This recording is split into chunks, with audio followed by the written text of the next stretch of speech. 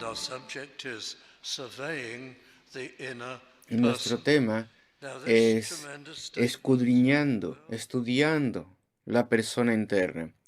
Y tenemos aquí este enunciado, y todo esto comienza verdaderamente en el versículo 1 del capítulo 7. Se juntaron a Jesús los fariseos y algunos de los escribas que habían venido a Jerusalén, de Jerusalén. Y el Señor estaba ministrando en Galilea en el presente, y allí en Jerusalén donde atraía muchas personas, de allí venían los fariseos y los escribas. No sabemos si era una delegación oficial para hacer preguntas.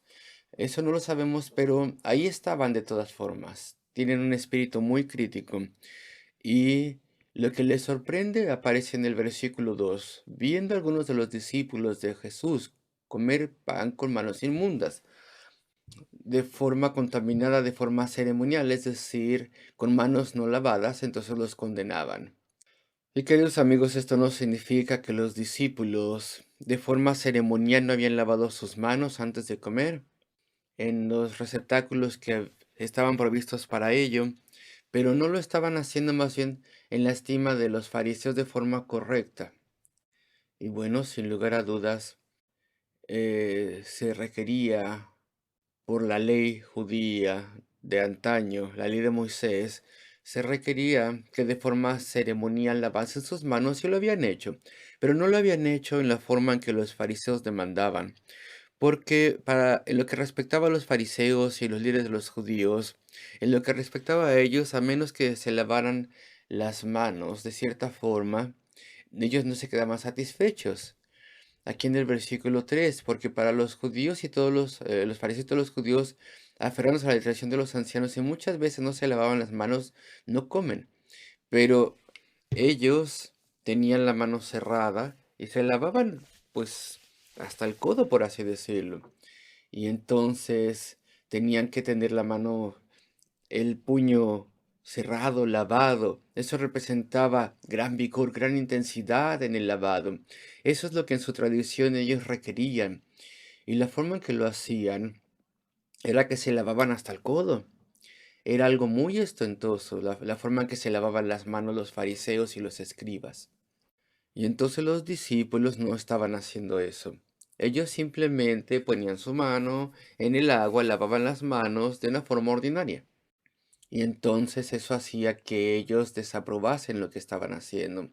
Y se traduce aquí como frecuentemente, y otras versiones dicen de forma profunda. Y esa es la idea. Justo hasta los codos, una forma ostentosa de lavarse las manos. Y eso hacía que los discípulos tuvieran gran criticismo de los fariseos. Y volviendo de la plaza, versículo 4, si no se lavaban, no comían, y otras cosas, muchas cosas hay que tomaron para guardar, como los lavamientos de los vasos de beber y de jarros y de los utensilios de metal y de los lechos. Y entonces aquí tenemos los lechos para donde se reclinaban para comer. También incluso eso lo lavaban de forma exagerada. ¿Y de qué trata todo esto?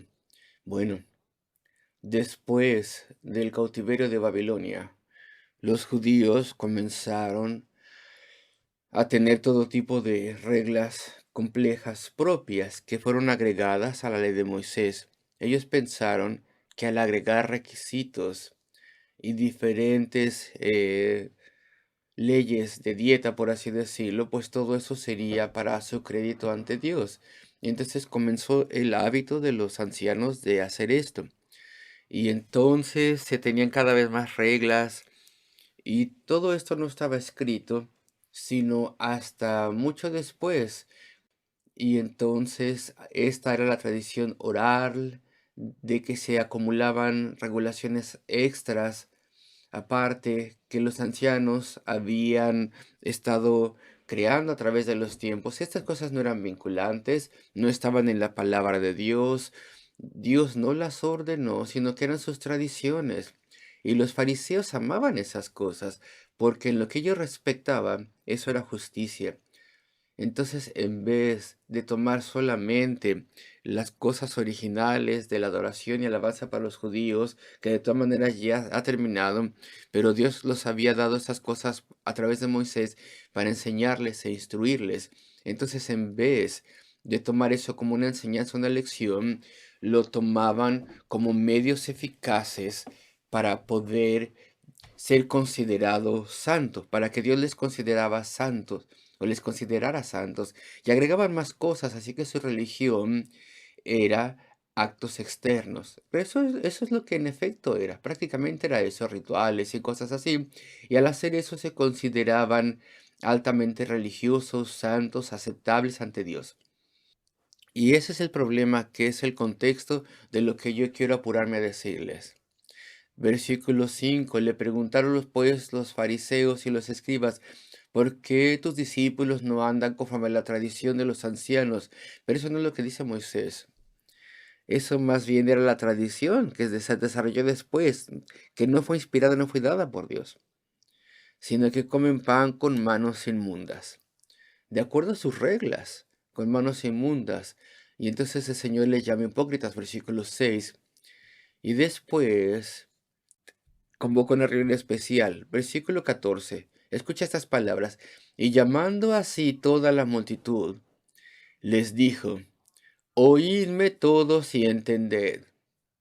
Y cuando tú leas que el Señor dice algo como, de cierto os digo, lo cual es una forma en la que nosotros hoy en día diríamos de forma solemne os aseguro.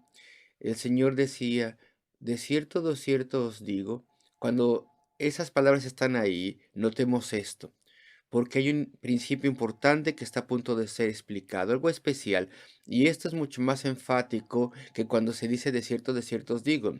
Y llamando así toda la multitud, les dijo, oídme todos y entended. Él estaba a punto de hacer un gran enunciado, una declaración, de explicar un principio, algo que tenía que ser comprendido. Y entonces aquí lo tenemos en el versículo 15. Nada hay fuera del hombre que entre en él, que le pueda contaminar. Pero lo que sale de él, eso es lo que contamina al hombre.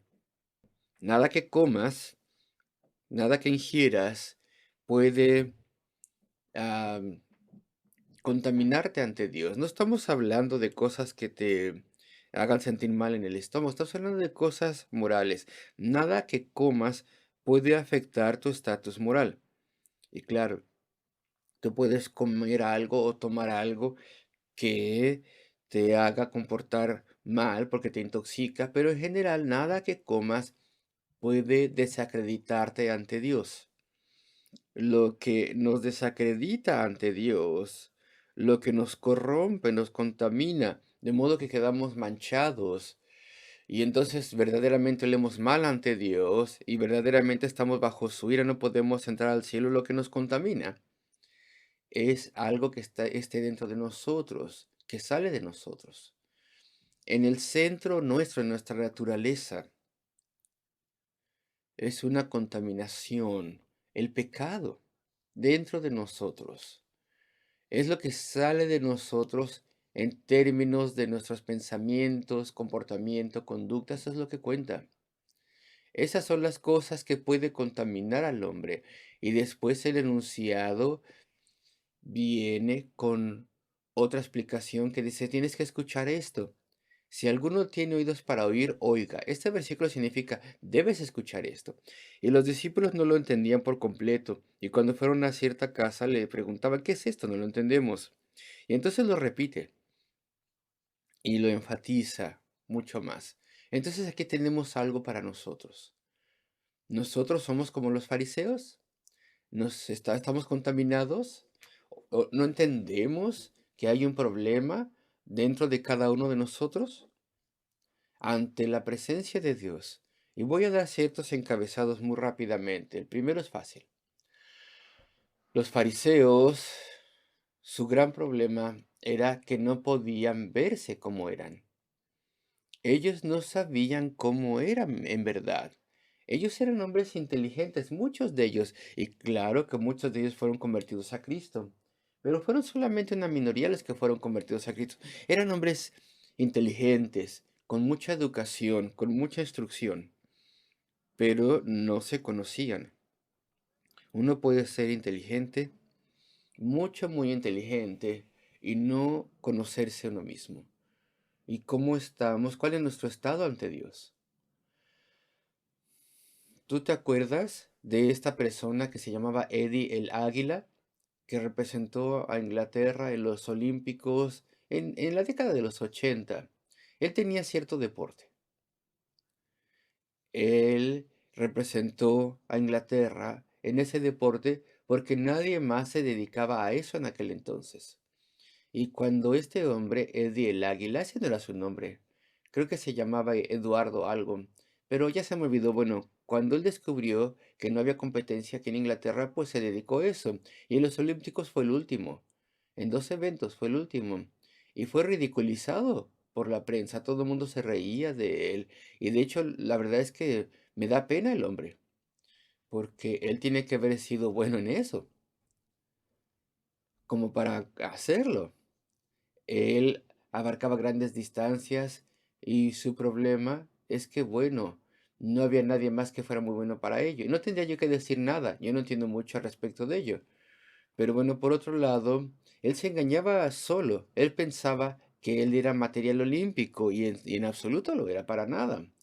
Y al final, las autoridades olímpicas, según recuerdo, se avergonzaron tanto con este hombre que tuvieron que poner cierto estándar mínimo para calificar que ellos sabían que él no podía tener, y así es como se deshicieron de él para que no fuera a otros Juegos Olímpicos. Y yo creo que si nosotros nos dedicásemos a eso, seguro que, aunque tengamos buena condición física, él no se hubiera ganado en ese deporte, pero no se conocía a sí mismo, no conocía sus limitaciones. ¿Y alguna vez han escuchado el nombre de una dama que se dedicaba a cantar? Y hace años cuando yo era joven, se tocaban discos antiguos de esta mujer Florence algo en el radio para divertir a la gente. Ella era una mujer de dinero americana que estaba convencida que era muy buena para cantar ópera. Y entonces ella tenía conciertos y daba clases y se hizo famosa, yo creo que porque era muy mala para ello. Y la forma en que tenía que cantar era muy mala. Y se solía poner estos discos de vez en cuando en el radio. Yo creo que ya la gente la ha olvidado. Murió en la Segunda Guerra Mundial esta mujer, después de dar uno de esos terribles conciertos. Pero ahora creo que se debate si verdaderamente ella sabía o no que no servía para nada, que no era buena en ello, porque eso que ella hacía la hizo famosa. Pero en general las personas que conocían de ella piensan las personas en general que era ridícula, que se vestía con cosas caras, lo que tú quieras, pero que no era buena para cantar ópera. Y bueno, de forma moral así somos nosotros.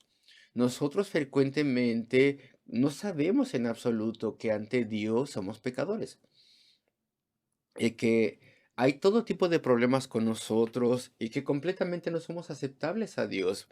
Y tal vez decimos, esa gente que se engañaron solos, wow, qué terrible. Estaban muy mal. Pero en lo que respecta a las cosas morales, nosotros somos exactamente iguales. Y hace muchísimos años yo hablaba con un policía, vivíamos en cierto lugar. Y él estaba muy contento, pensando que tenía buena condición física, pensaba que tenía buena condición física. Y entonces él tuvo que ir a una revisión médica que tenía la obligación de tomar como oficial de policía y falló, no pasó en la prueba. Y estaba tan enfermo que lo enviaron a más exámenes médicos y resulta que estaba sumamente enfermo y él no lo sabía. Pero en su conversación general, él siempre mencionaba cuán buena salud tenía y cuán orgulloso estaba de que estaba tan bien de forma física. Y eso casi lo destruyó cuando supo que estaba tan enfermo. Y yo no lo conocía muy bien, solamente le hablaba de pasada. Y tú puedes no saber tu condición, no conocer, no entender tu estado ante Dios y puedes avanzar a través de la vida así. Y si eso fuera así, llegarás al final de tu vida y tendrás que dar cuentas ante Dios, y eso será trágico. Será trágico estar en ese gran error al respecto de nuestro estatus moral. Y los fariseos no podían ver cómo eran ellos en verdad. Queridos amigos, espero que podamos ver lo que somos nosotros y cuánto necesitamos el perdón de Dios y un Salvador. Y después las personas dicen, sí, pero a mí no me gustan estas cosas porque, ok, estoy en un error, soy pecador, hago cosas malas, pero son cosas pequeñas. En general, soy una buena persona, soy razonable y reconocen, algunas personas reconocen que hay un poco de fallas con ellos, cosas pequeñas, faltas pequeñas, cuando tal vez tú nunca has adorado a Dios y tal vez nunca le has amado y nunca le has rendido homenaje a tu Creador, ni le has agradecido por nada y tú tal vez nunca has servido a Dios y has vivido con orgullo y engaño e incluso con animosidad y crueldad en contra de ciertas personas. Y tal vez has tenido avaricia y egoísmo, tal vez incluso cosas sucias. Y entonces, aún así, la gente piensa que sus pecados son pequeños, esos pecados en contra de Dios y pecados en contra de otras personas. Y podríamos seguir hablando de esto. Y algunas personas dicen, eso no es cierto. Mis buenas obras y mis buenos puntos son más pesados, son más importantes que las cosas malas que haya hecho. Pero ante los ojos de Dios eso no es así. Eso es solamente un truco de nuestra imaginación. No puede ser así. Si yo he ignorado a Dios y he vivido para mí mismo, ¿qué puede ser más, qué puede pagarle a Dios por los insultos que Él ha recibido porque yo le desprecie? Casi diariamente le desprecie y me aparte de Dios y no le reconozca que le debo nada y después todos otros, los demás pecados. Y tal vez alguien dice, pero yo no tuve ninguna intención de hacerle nada mal a Dios. Tú me hablas como si yo fuera pecador en contra de Dios y lo hubiera hecho de forma deliberada. Yo nunca quise hacerle nada a Dios. Bueno, cuando estés ante el juicio un día y le digas eso a Dios y le digas, yo nunca quise hacerte nada malo, nunca quise tener ninguna falta en contra de ti. Y Él te dirá, le dirá a esa persona, no es cierto, sí fuiste intencionadamente haciendo esas cosas. Te dirá sí, y después vendrá la evidencia en contra de ti. Te envié personas a que te hablaran. Te envié amigos, por ejemplo, alguien cristiano, y razonó contigo al respecto de tu alma. Y te dijo, todos necesitamos un Salvador. Y habló contigo de forma amable, gentil, y te dijo, no puedes seguir como eres. Porque si no buscas al Señor no lo encuentras, y no encuentras su perdón, y no vienes a Él, entonces serás juzgado por Él. Y tú lo echaste a un lado. No quisiste escuchar. Y Dios te dirá, te envió también a otra persona. Dios sabe todo eso. Dios tiene todo eso escrito. Y te dirá, después organicé todo de modo que pudieras tener algo para, alguna literatura para poder leer el Evangelio. Y lo dejaste de lado. Y después escuchaste algo, de alguna forma. O tal vez tu hijo o tu hija volvió de la escuela dominical y te dijo, necesitamos servir a Dios, necesitamos buscarle, necesitamos encontrarle. Y todo eso es deliberado y un día Dios te dirá, te envié también hambruna espiritual a tu corazón y comenzaste a decirte, ¿qué es la vida? ¿Acaso solamente esto? ¿Acaso no hay más en esta vida? ¿Acaso hay un Dios? Debo buscarle. Y también echaste eso a la basura.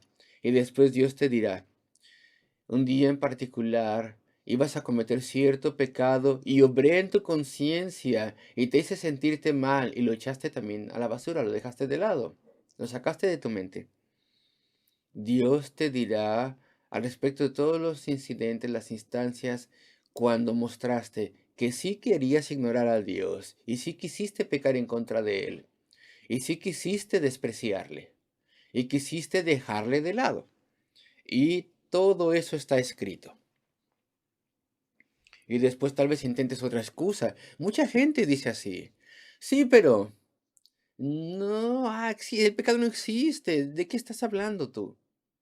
Y entonces tal vez abrazas el ateísmo moderno con sus mentiras y tal vez digas, la moral, eso es solamente algo que una era ignorante del pasado inventó y nosotros ya echamos todo eso a la basura, esas restricciones y hemos sido entrenados a creer todo esto y no es verdad, no debemos creer en Dios, no necesitamos creer en restricciones sexuales, no necesitamos creer al respecto de los 10 mandamientos, nada, ni la ley de Dios, ni nada así.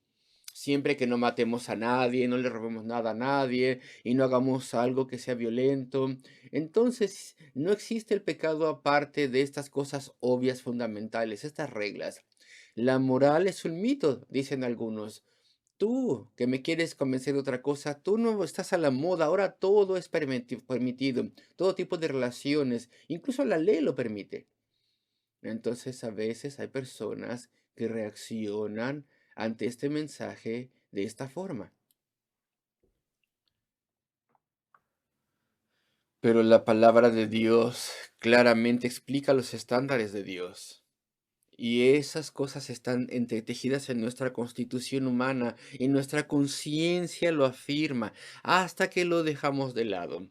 Y entonces nosotros sabemos que estos son los estándares de Dios. Y Él un día nos juzgará por ellos. Mira la lista que tiene el Señor aquí. Menciona diferentes cosas.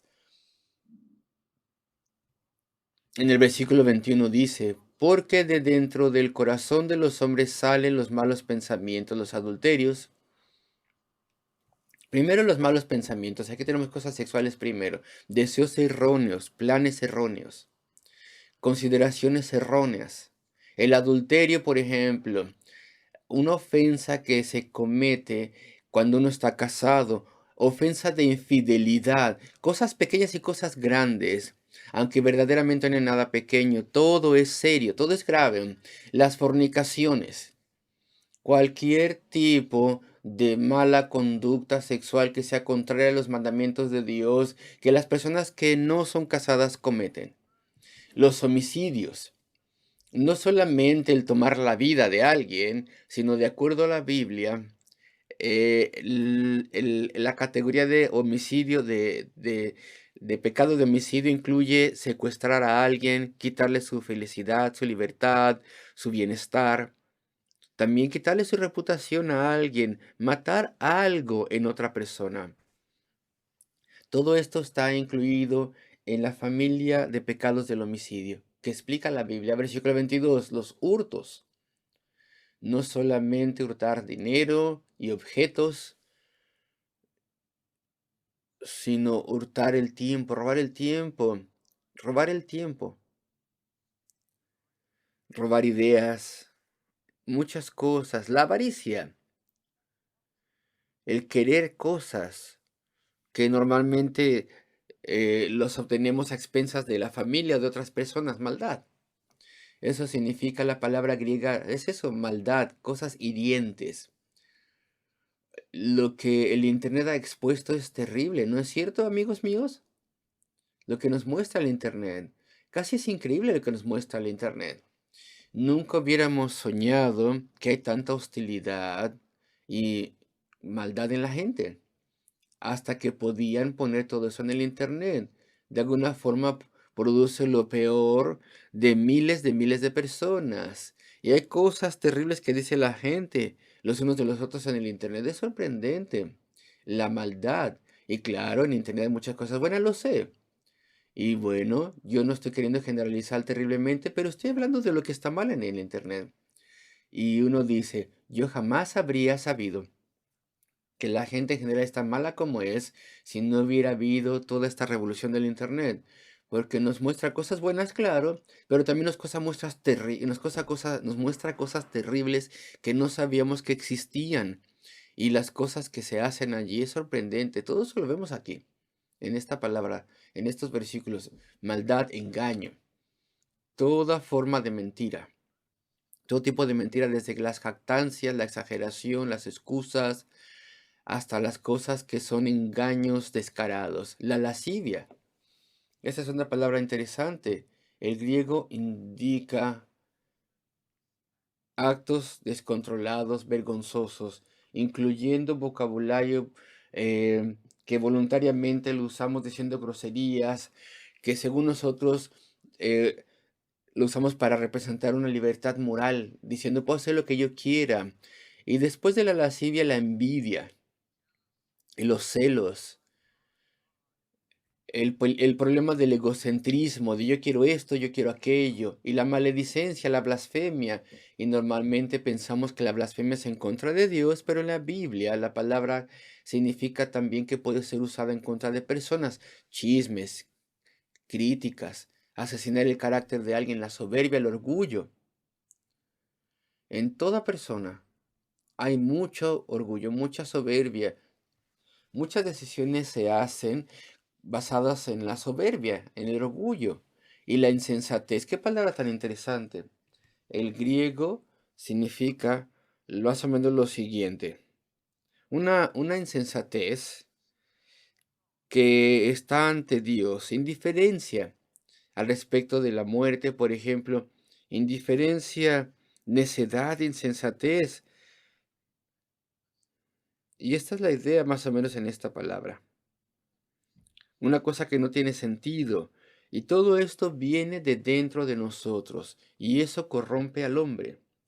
Y entonces llegó al versículo 23, todas estas maldades de dentro salen, están en nuestra naturaleza, y necesita Dios limpiar todo eso, necesita que se nos perdone de esto. Estas cosas están dentro de nosotros, queridos amigos.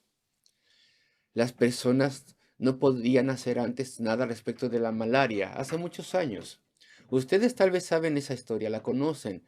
No se podía controlar la malaria, no se podía menguar de ninguna forma hasta que las personas fueron a la raíz del problema.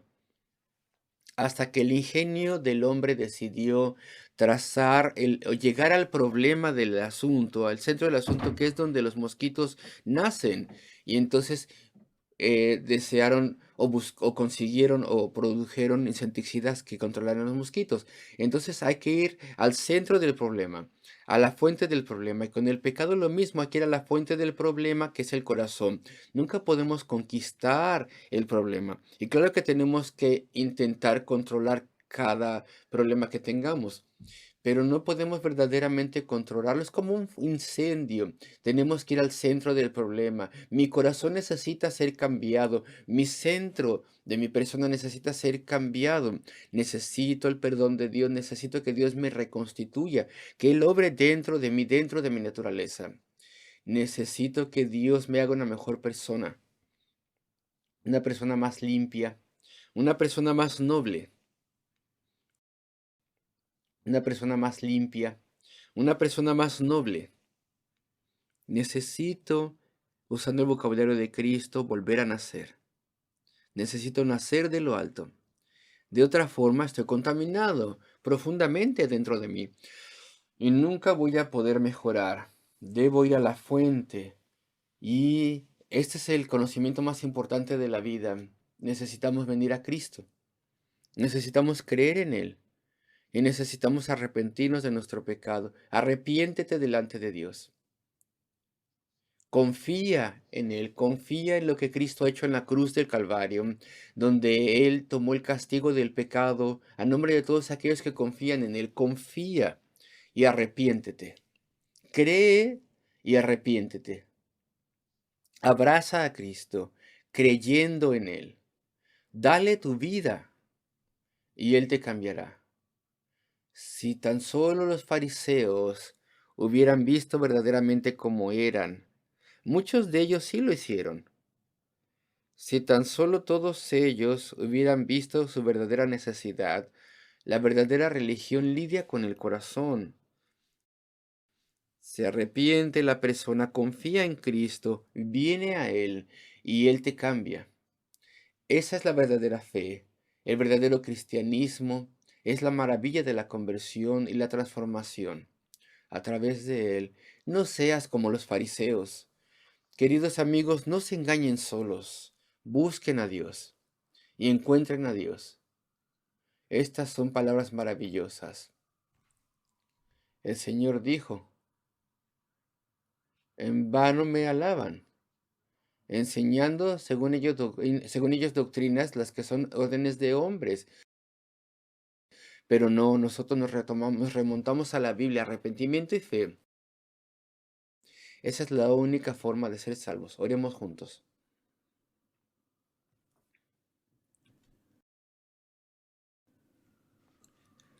Oh nuestro Dios Padre Celestial de gracia, míranos, Señor.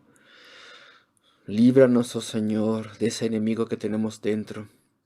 Señor, lidia tiernamente con nosotros. Señor, purga nuestros corazones.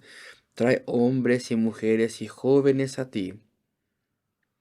Oh Señor, ven y bendícenos y ayúdanos, y a medida que salimos de este lugar, lidia tiernamente con nosotros de tal forma que estas cosas no sean quitadas de nuestra mente, más bien concédenos un corazón que te busque, concede que podamos ayudarte y conocerte. Pedimos estas cosas en el nombre de nuestro Salvador, por amor a Él. Amén.